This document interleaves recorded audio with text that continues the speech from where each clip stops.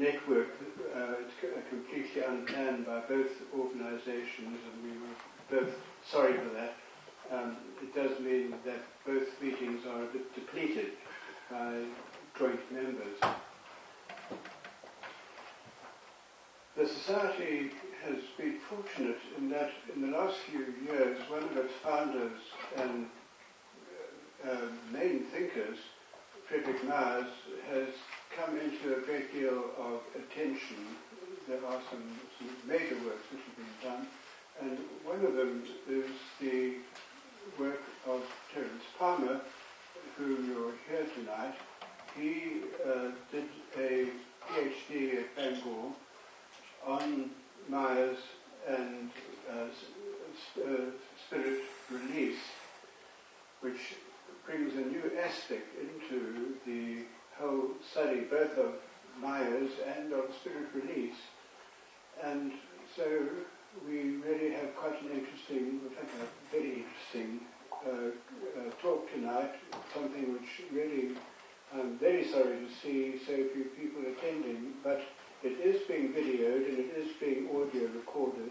The camera is not pointed to the audience, so don't feel that you might be picked up. It will not be picking up the audience at all. Jerry, we would love to hear now the results of your really pioneering major work.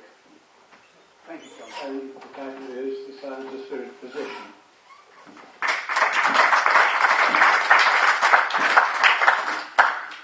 Just going to switch this on as a backup for the audio on the recording. I've learned to use belt and braces with anything to do with spirit.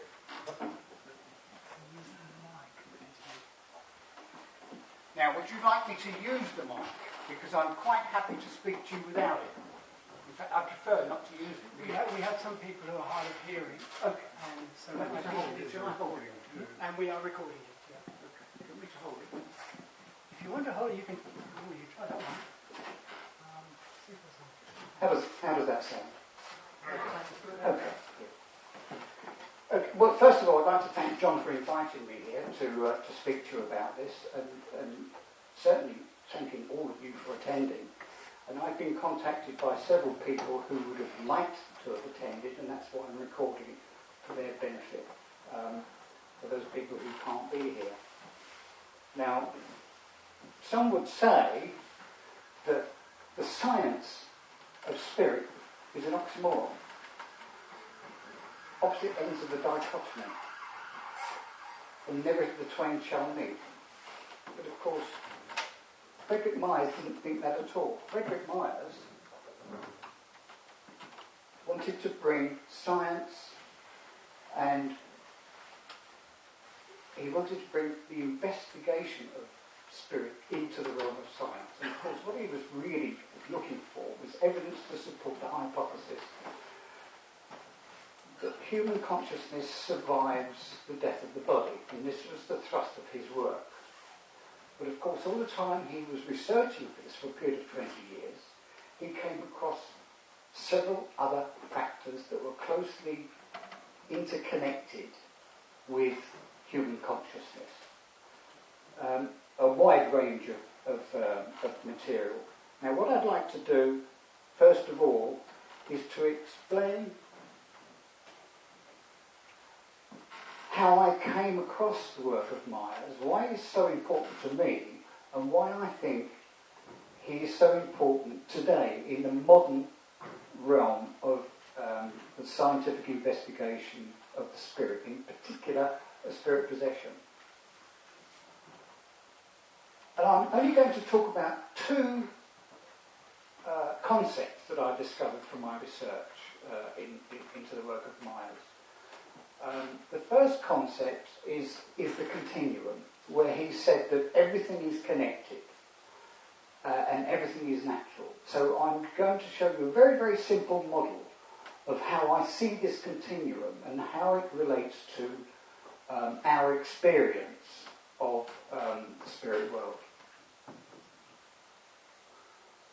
And then I'm going to talk about what is, for me, the most important topic of all. And this was a complete revelation to me when I discovered it, reading about Myers. And I was astonished to find this business of telepathic hypnosis had been researched by Myers and others in the SPR. And that inspired other researchers, a long line of researchers, well into the 20th century to investigate this phenomenon. And yet, when I talk about telepathic hypnosis to modern researchers and modern clinicians, no one's ever heard of it.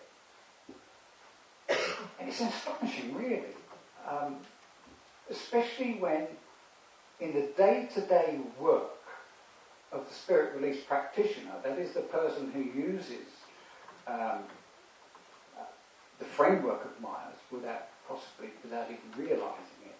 But the framework of Myers gives us a foundation for understanding how spirit release works, and telepathic communication, telepathic hypnosis. And this is a day-to-day activity of hundreds of people, perhaps even thousands of people, in consulting rooms and surgeries, psychiatrists and clinicians. These are things we never hear about because they're outside the mainstream. But this principle of telepathic hypnosis for me explains it. Then I'm going to have a brief look at a couple of case studies and research proposals. So I'm going to start with a stepping stone on my journey to discover Myers.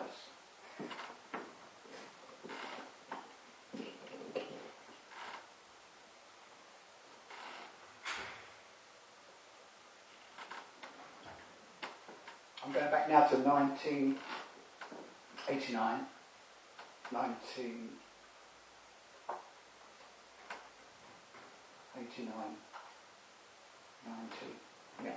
long time ago. I was working as a hypnotherapist, and I began to encounter cases that confounded me. They didn't respond to the hypnotic methods that I was trained to use. And in fact, they became so traumatic for me that I had to stop working. I was being threatened physically by clients, by patients. And I had to stop working. And this troubled me a great deal. So I had to go away and research and find out what I was dealing with. So I started reading books about multiple personality, dissociative disorder, borderline. The idea of spirit possession fleetingly crossed my mind. And I came across a book and I spoke to a colleague about it. And we agreed that this is fantasy. This is supernatural. It has no place in the modern world. So the idea was rejected. And I carried on reading about multiple personalities. And then one day, an assistant in the bookshop, as I was buying a book, she said to me, I think you can help me. And I said, what makes you think that? And she said, I've seen the books you're buying, and I think you can help me. And I said, well, look, I'm no longer a practicing therapist. I don't think I can. But she insisted. So she invited me to her house, and she was an intelligent, educated woman, owned her own property, and a very nice home she had, and not the sort of person that you would describe as neurotic or had any emotional problems at all. And I said to her, what is the problem you think I can help you with? And she said, it's rather embarrassing when I go out with friends. Suddenly I experience this unexplained anger, and it's so powerful, it's very difficult for me to control. And she said, it's very embarrassing when I sit there with my friends and start giving the cutthroat sign and saying, I'm going to kill you. I need help with this, I need to understand this. And straight away, this reminded me of those cases that I was presented with that I didn't know how to deal with. Those cases that stopped me working as a therapist. And here's another one. And I was about to say to her, well, I really don't know what I can do. And then suddenly there was a transformation from being a peaceful, intelligent woman sitting in front of me. Suddenly she became a different personality altogether. And the personality that wanted to kill was doing this, and this time it was me it wanted to kill. It was the personality of a man, a very, very angry man. I had no idea how to deal with this. So I said, "Who are you?" Well, he went ballistic. "Who am I?" And he screamed. "How dare you question me?" I was completely out of my depth altogether.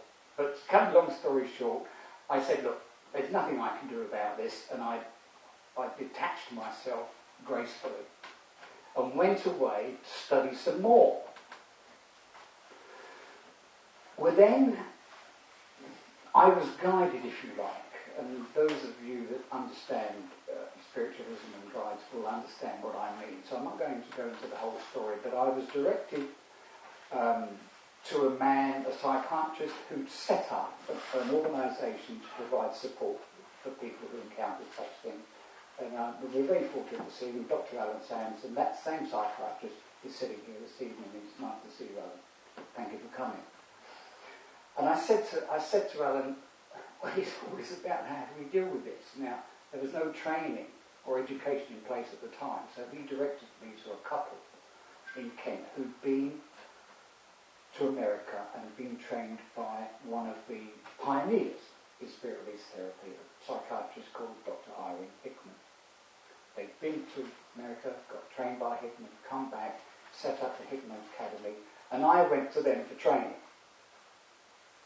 And during the course of the training, it was a 5-day training course, there were about 7 or 8 of us there, we were invited, once we were instructed, the techniques were explained to us, we were invited to write down on a piece of paper the name of the person who we thought could benefit from a remote depossession at a distance, telepathically.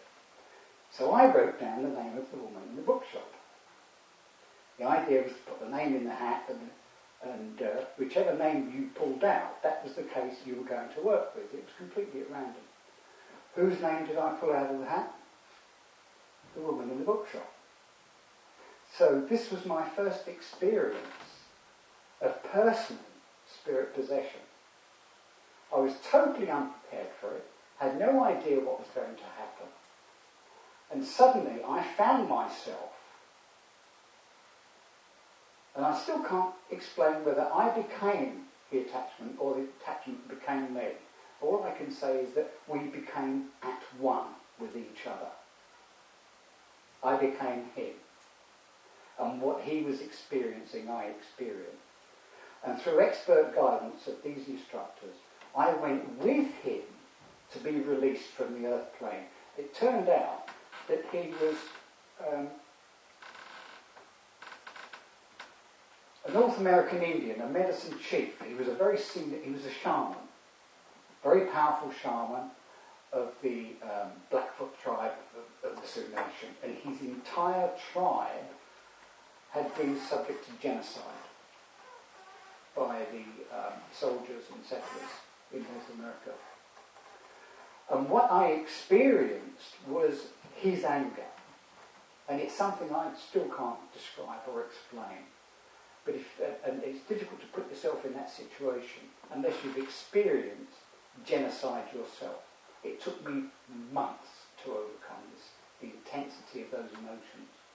But what it did, it gave me the training, the understanding, and it gave me the courage to put it into practice when, after that, people, at no invitation from me, they just came knocking on the door, saying, "Like the woman in the bookshop, I think you can help me." Well, then I was in a position that I could. So I was going on what I'd been taught by the spirit release teachers. And I had a string of cases. And they're all very interesting. I'm going to skip across them very quickly because we need to get to Maya. The schoolgirl who couldn't walk, 15-year-old girl, affluent family, had a business, stable family, no problems at all, but over a period of time, she began to lose the use of her legs until it reached the stage where she had to be taken to school in a wheelchair.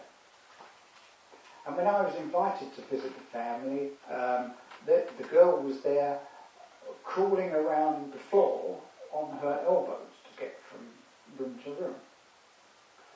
And her parents explained to me, there is no physical explanation for this. We've been to doctors, neurologists, there is absolutely nothing wrong with her physically. So on investigation, and again using altered states of consciousness to get into the mind of the girl and to find out what caused this, we traced back an incident when she was 8 years old. She was playing in the garden of a friend when the friend's uncle tried to sexually abuse her. And it was the fear she experienced.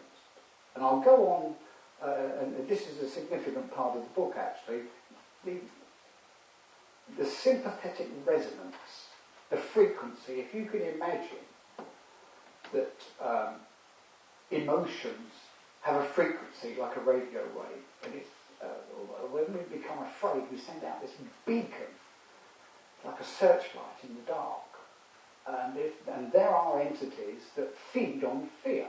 And this is what happened to this girl. She attracted an entity that fed on her fear, kept her in fear, and it led to the state where she was physically incapacitated. So once the entity was removed, then she was healthy again. School teacher with an impulse to electrocute herself. Now this was caused by a different kind of entity altogether. She, in a previous life, had been a healer, had been a wise woman of the village. But she, going back to the 15th or 16th century in Scotland, she was hanged as a witch. So she was reluctant in this life to, although she had a leaning towards nursing, she restricted herself to teaching. But she had this irresistible impulse that was becoming increasingly difficult to resist. She put her fingers in electrical sockets where she would be electrocuted. On investigation, we found that this was a particular kind of entity whose job it was to frustrate the activities of healers, to stop them doing their work. So once this was got rid of, then she was okay. Dark Samuel was the case of a woman who had been abused in childhood, had a very, very difficult life, but had strived to overcome it. She'd had counselling and psychotherapy. She reached her mature years, late 30s, and she felt that she was robust enough to overcome all these setbacks. But there was still something that was niggling away, like a stone in the shoe, so to speak. So we investigated through trance directly. She went into trance and she discovered that there was this person called Samuel, and he was very, very dark. So using the principle of telepathic hypnosis and the exchange of minds, I invited her to get into the mind of Samuel and find out what it was he was doing or what he wanted. And he felt that he possessed her in the sense that she belonged to him. And it didn't matter what course her life would take or how many lives she had. She belonged to him and he wanted to control her. The interesting thing about this case was as soon as he was removed, and by the way, Gabriel came to take him away. He couldn't argue with Gabriel, he was just taken off. When he was removed, the woman went into the kitchen to make a cup of tea, and she turned to me and she put the kettle on and she said, "Can I ask you a favour?" And I said, "What's that?" She said, "Can you bring him back?" I said, "Why?" She said, "Because I feel so alone now." It just goes to show that there is a resonance. There is a reason, often, why these attachments carry on working. There's a vulnerability.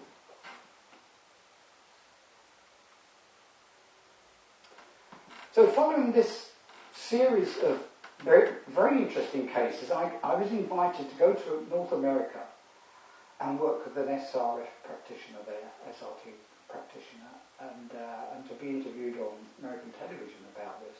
And I was introduced to a man who was appointed by the court, the Pennsylvania State Legislature, as a facilitator to rehabilitate convicted white beaters and sex abusers.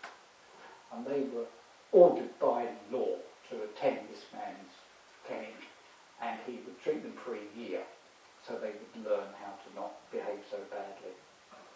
And I said to him, what's your success rate? And he said, 85%. Excuse me. I said, well, that's impressive. I said, if you could learn something now that would improve even that good success rate, would you be interested? He said, certainly. So I sat him down and we did a simple exercise where he went into a light trance, and I asked him to change places with me so that he could look at himself from where I was. And straight away he started tearing at his chest and growling as if he wanted to escape. And without going into too many details, the entity that was attached to him was released, and he learned that he had come away from his rehabilitation group affected or infected, if you like, by something that was dangerous. So we moved on from his own experience, where he acknowledged the reality of this and invited volunteers in his group. There were about 15 people in his group. 3 of them volunteered to act as guinea pigs. And we found that those 3 wife beaters, sure enough, had negative forms that were encouraging them to carry out this behaviour. And I wrote a paper on this that I presented at Bangor University at a conference in 2008, entitled Serial Killers, Rapists and Paedophiles, Are They Mad, Evil or Possessed? And it was that led me into doing the doctorate on the work of Myers, because I needed to find academic and scientific evidence to support the hypothesis that these cases are not just in the minds of the imagined. They're not just created in the imagination of the client and then reinforced by the therapist. I needed scientific evidence.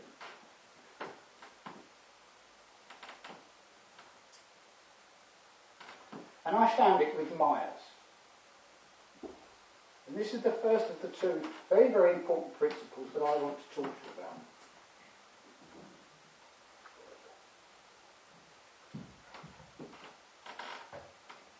Those of you who are familiar with the work of Myers know that he said everything exists in nature on a continuum. So here is a continuum for you to consider. At the sharp end,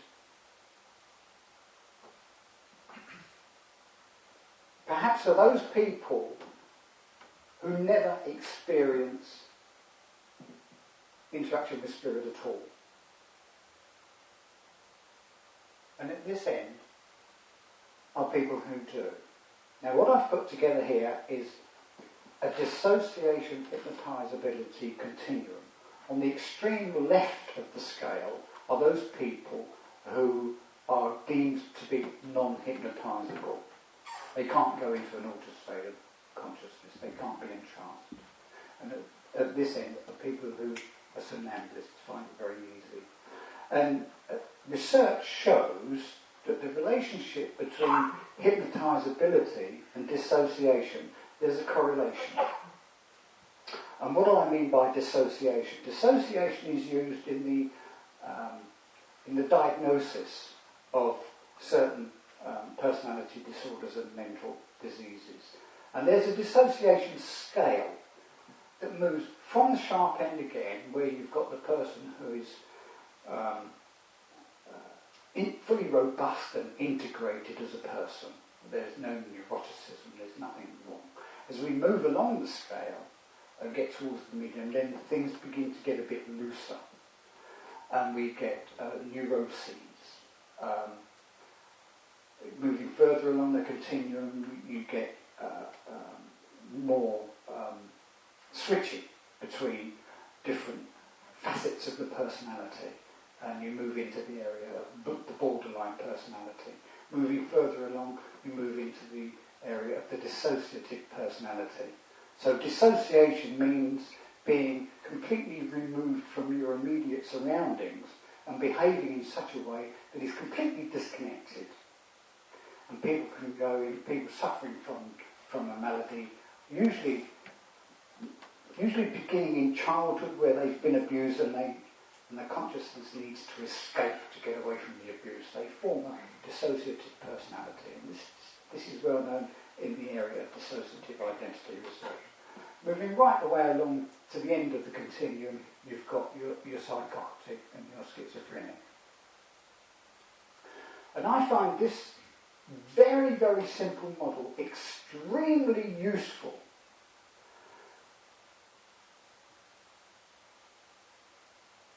So those scientists, those of us who have rational, analytical minds, mathematicians, scientists, who completely refute any idea of a spirit realm or spiritual experience, would be on the sharp end, on the thin end of the wedge. And they would find it very, very difficult to appreciate people at this end of the scale because they can't experience it themselves. And this is why experience, and in my book I go into great depth about this, and as did Myers and William James. They said you cannot discount human experience from scientific investigation because experiences are what we have. So the person who doesn't experience these things, you can't reject the experience of other people just because you don't have it yourself. But this is where your skeptics are, at that end of the wedge. Most people are in the middle. We have varying degrees of experience, unexplained synchronicities, the occasional inspired thought, and the whole range of spiritual experiences that leave us questioning and perhaps looking for answers. Now, where I am on this scale, I'm pretty close to the sharp end. Okay, and not really, I wasn't brought up to be religious, didn't have mystical experiences until I reached a certain age, and then discounted them because it's just the imagination. But when confronted with these cases that challenged everything I'd been taught, then I had to take it seriously. And this is what I've discovered. The woman in the bookshop and those people who had experienced these spirit attachments were quite a long way along the dissociative hypnotisability to continue. They were very easy to hypnotise, went into trance very easily. Persons who's very difficult to hypnotise, who's not suggestible, would be less inclined to believe these things. So there's a relationship, there's a correlation. Now, so the rational psychiatrist who's been trained in psychiatry to think in rational analytical terms would see a person who's hearing voices and behaving in a psychotic way and saying that the devil is telling me to kill people. That's a simple case of mental illness. Put them on antipsychotic drugs and keep them safe away from other people. Right? That's the negative. Okay? But Myers said, and he had this argument with the psychiatrist Pierre Janet. Janet was dealing with what was then called hysterics, and he ascertained that everyone who slipped into an altered state of consciousness, who dissociated, or who was involved in automatic writing or any kind of spiritual phenomena, that was a sign of mental illness. And he only saw the negative. But Myers said, no, hang on a minute. And James, William James, they worked together with Pierre Janet on these cases and said, no, hang on a minute. Because we know that people who are healthy-minded, like spiritualist mediums, they also hear voices. They also communicate with this kind of entities. Not mad. So they saw the positive side. So you can't just consider cases in the negative. You also have to consider the positive. Now, what I've said in my research, that people who are healthy-minded, who hear voices, who understand these things, who have a good, strong, robust sense of self, but are still able to dissociate and to move into trance, these are your spiritualist mediums. They're in control. And they use the trance. They are very easily hypnotised. I work with spiritualist mediums an awful lot. And I actually favour working with spiritualist mediums who have no training in spirit release therapy, because they have the ability and the potential, but they have no predisposition, they have no previous assumptions about what they're going to discover. What they discover is actually new and unique. So that's on the positive side. People on the negative side are those people who have no such knowledge. They have weak egos.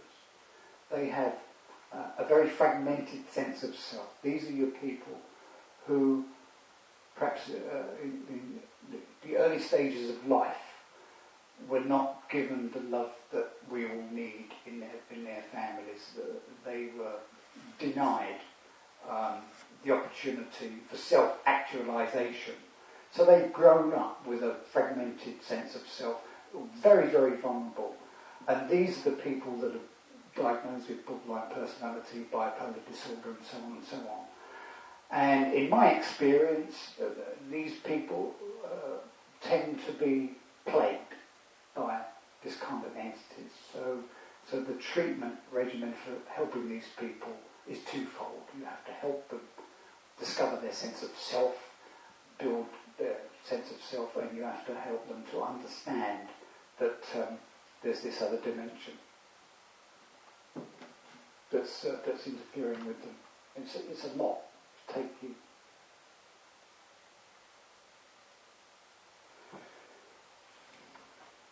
So Frederick Myers said,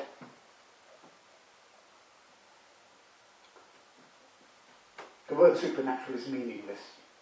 And William James agreed with him. It's not supernatural, it's all natural. And that wedge model that I showed you can be illustrated with the normal distribution curve. Here is your thin end of the wedge.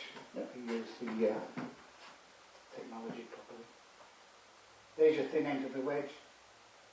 The people at that end don't experience these things. They're not hypnotisable, they're not suggestible, they're in complete control of their own lives, and they think that those of us who talk about the spirit realm are talking superstitious nonsense. But this end are those people who virtually live in a spiritual domain. But the vast majority of the population are here. They don't know, the agnostics.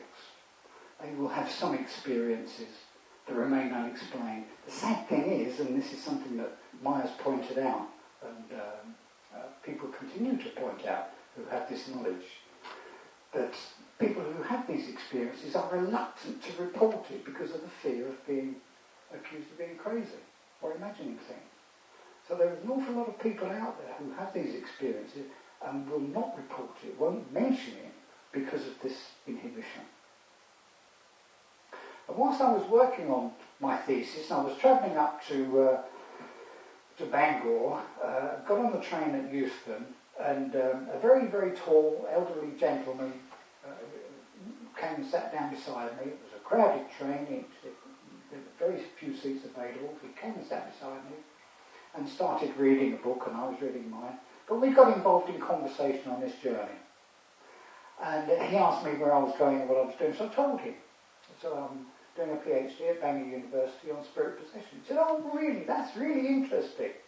And he introduced himself as the Bishop of Newcastle.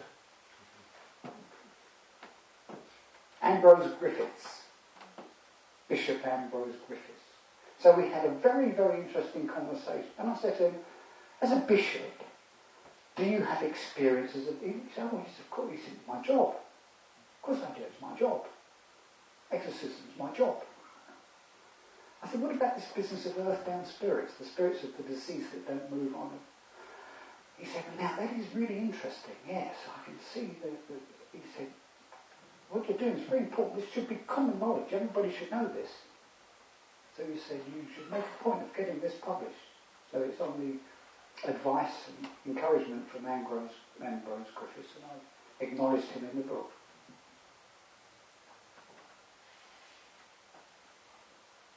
The central pillar of the work, chapter 7, is Meyer's use of hypnosis as experimental method. He noted that anyone who goes into a spontaneous altered state of consciousness, the spontaneous somnambulist, the sleepwalker, and he gives countless examples, as I'm sure that those of you who are familiar with Myers will know from the reports that he produced, particularly Phantasms of the Living with Podmore and Gurney.